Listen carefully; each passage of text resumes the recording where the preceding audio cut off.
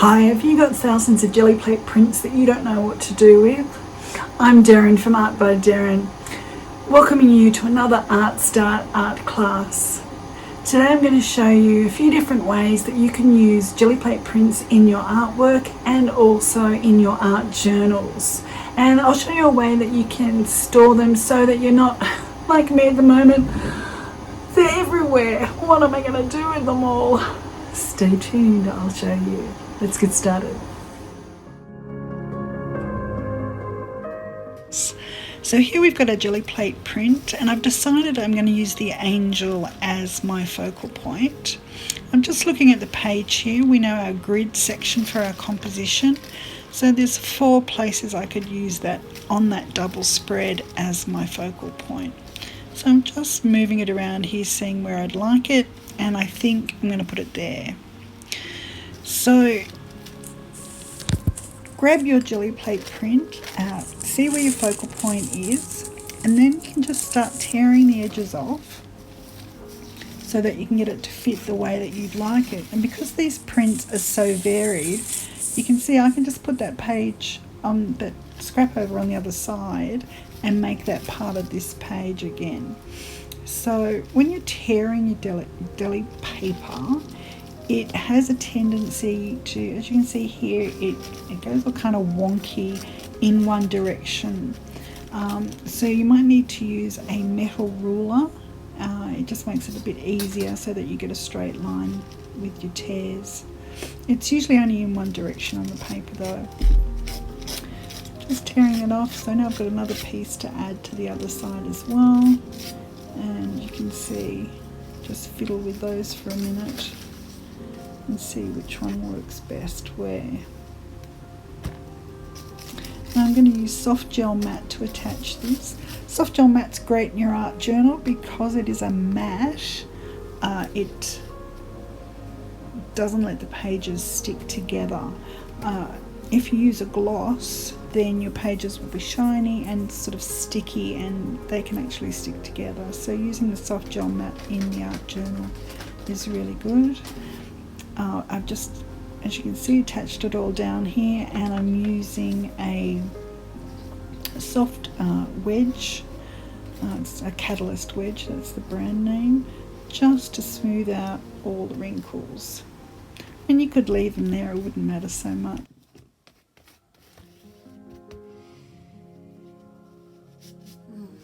Now to finish this page, we know about black and white being our biggest contrast, but it's not the only colour that's a dark. I mean, black and white, they're not colours per se, but they're not the only way to get great contrast in your pages. As you can see here, we've got a blue that we could use, or we've got a magenta here as well. Now this magenta is a quinacridone magenta. It's a laboratory made colour, but we can make a colour similar to this by using our primary red with just a touch of our primary blue. Just separate them for the moment. Palette knife, and put a little bit of blue in. And there you go. Methinks I put too much in. Just put a tiny touch. Okay, so what do we do when we put too much of the wrong colour in? We go back to our original colour. We start adding some more of that back in. Actually, probably all of that back in. You can see how strong that blue tint is in that red. It just totally overpowers it. And if you're still wondering about colour, go to my website www.artbyderryn.com.au, and you can go into ArtStart there, and there's a free colour video to show you how to mix colours. Okay, that's looking a little better. Yeah, that should do us. Okay, so we're going to grab a sponge from over here, and my big bottle of sponges. That's what that is. And pick up some on the sponge. Oh, I suppose we should decide what we're going to put here, shouldn't we?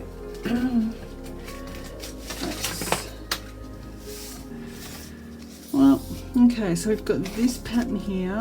We've got this leading to here. So this is probably a good spot to put something. So I'm just going to put some lettering in. S-O-U-L. I'm going to need to move it over here. Yeah, so you notice that when you put your letters in, you need to measure out the space before you start. So that's S-O-U, and where's the L? Yeah, that should fit there nicely.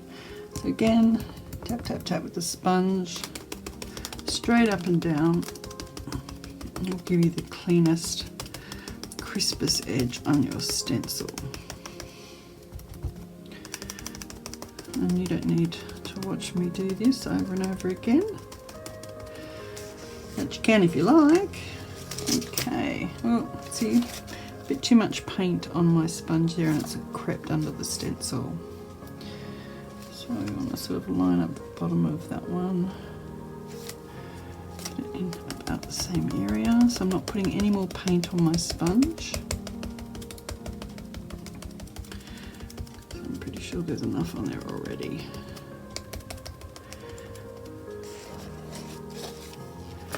Okay, and even that's creeped through a little bit at the top there. That was too much paint. So we'll go again.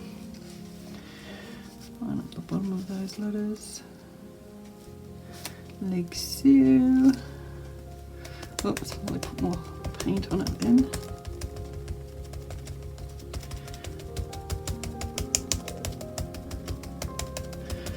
And you can see with less paint it's getting lighter and you can still see the pattern. You can leave that. I'll just add a tiny little bit more.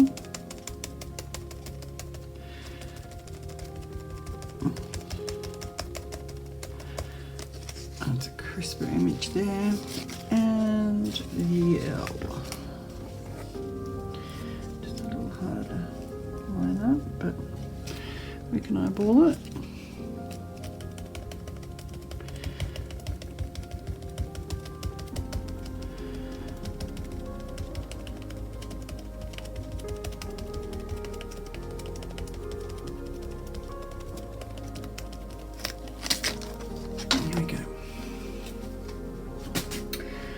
Now if you look at that page now, by changing that here, it's also sort of shifted our focus. You can see it's very heavy down this way now. Now, that's fine if that's all we want our focus to be, is here. But I think I might ground this with another word. So let me just find my stencil, I'll be right back. Okay, so it's not the same bouncing because it is quite thick. The only way I could get the paint to go through was to actually get the side of the sponge and sort of push it into the hole. So I'm pushing it in there like that. The only way I could get the paint in. So you can see by doing that, it's left a little bit of a mess, really. I'm going to let this dry and then I'll be back to tidy this mess up. I could, since it's wet, let's try this.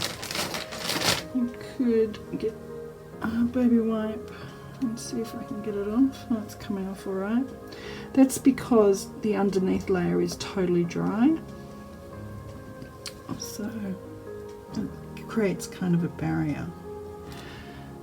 So that you can do this. The problem with doing this though is sometimes you can make more of a mess than if you just left it to dry or came in later. A bit of a different coloured paint or something. But there we go, it's a little bit better.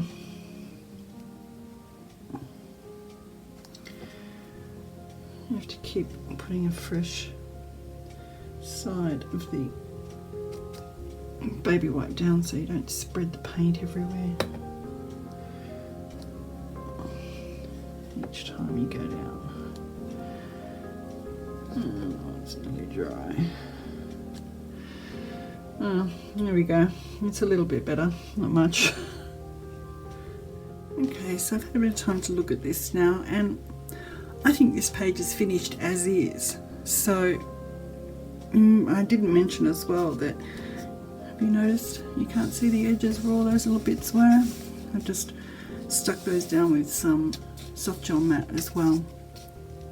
So there we go, that's one use, quite an obvious use really, but it's only because the gel plate is, the prints that we've made from it are so varied with their textures and colours and everything that it's made a really interesting page all just on its own.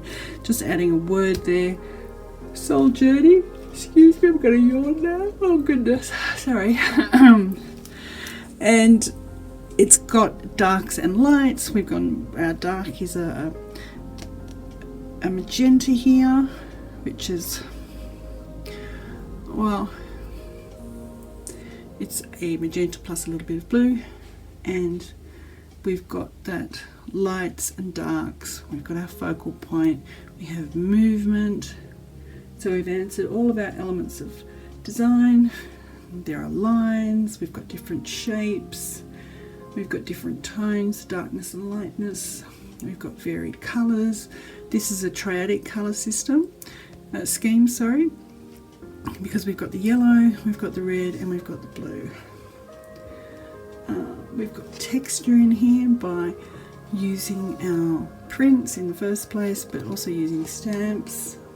We've got patterns, so we've repeated our pattern with our hearts, we've repeated our pattern with our leaves, which has also been repeated up here in the white, and here in the grey as well. We've got different sizes of things, so smaller shapes and larger shapes, and we, as I said before, we've got movement. So we've answered all of our 7 elements of design. I'm not going to waste this paint that's up here. So if something's drying like this and you want to go to another page in your book, it's easiest just to put some kind of a barrier so that that page doesn't fall on top of each other. And then, why don't we use this? It's just another way of applying paint with a baby wipe.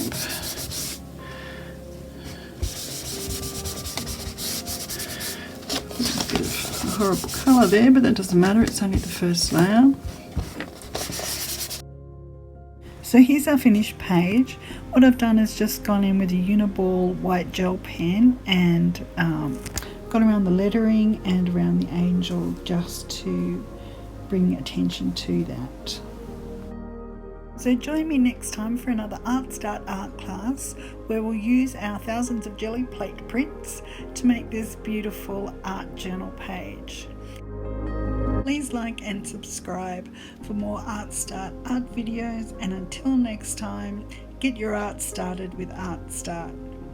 Keep on creating and have a great day. Bye for now.